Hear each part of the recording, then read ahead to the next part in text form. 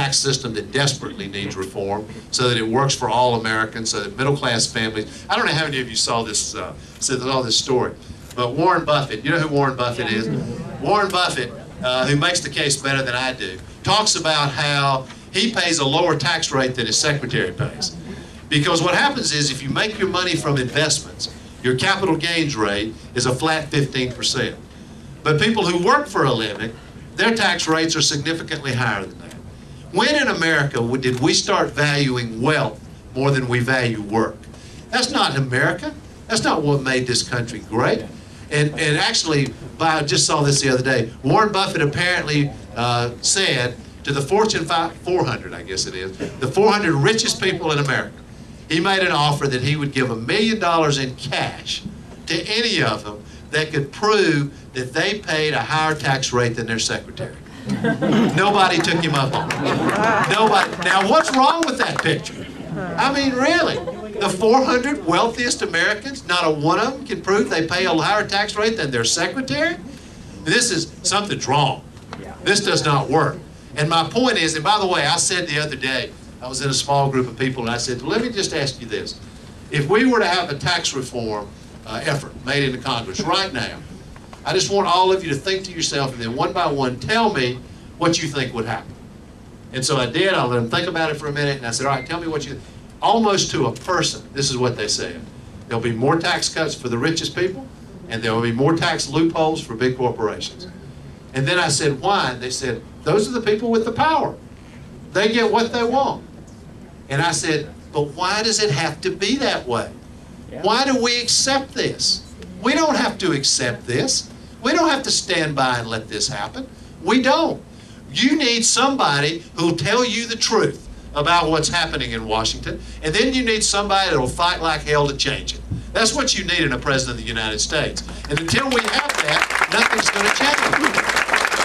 And the idea, I've heard good people, including some presidential candidates, saying, well, here's what's going to happen. We're going to sit around a table and we're going to negotiate with these people.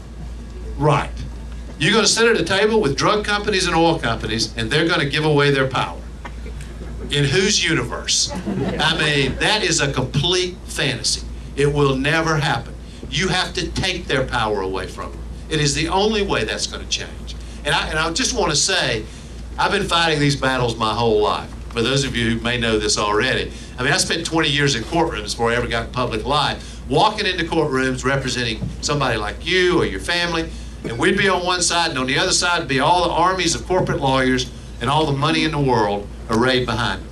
And we went in there over and over and over and beat them again.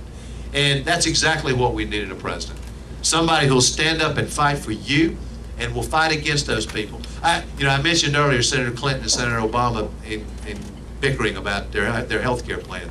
The one thing I'm sure about, nobody cares not 1 ounce about politicians fighting with each other. You couldn't care less about that. It's meaningless. We've been listening to it, listening to that kind of squabbling, and I'm not pointing my fingers at them, everybody's done it. But I'm just saying, that's the kind of squabbling that nobody cares about. What you do care about is having somebody who'll stand up for you. Somebody who'll fight for you and fight against these powerful interests that are obstacles to the change that we need in this country. That's what you care about. That's what we need in a president. And I'll just say last, there are a lot of subjects I didn't even mention in this speech. Iraq, Iran, global warming I mentioned, but I didn't tell you what I think we should do, what we should do about poverty in America, which is something I care deeply about.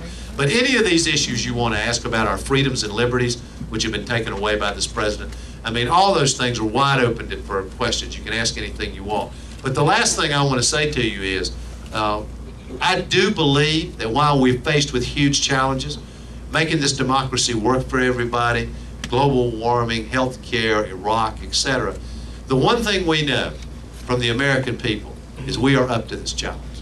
There is nothing we can't do if we do it together. And if we have a president who actually believes in you, who believes that all the knowledge in America does not reside in Washington, D.C., that there are a lot of people out here in the country who are strong and courageous and want to do the right thing and will stand up and do the right thing. And when we do that, we will meet the great moral test of our generation by ensuring that our children have a better life than we have. Thank you all very much for coming.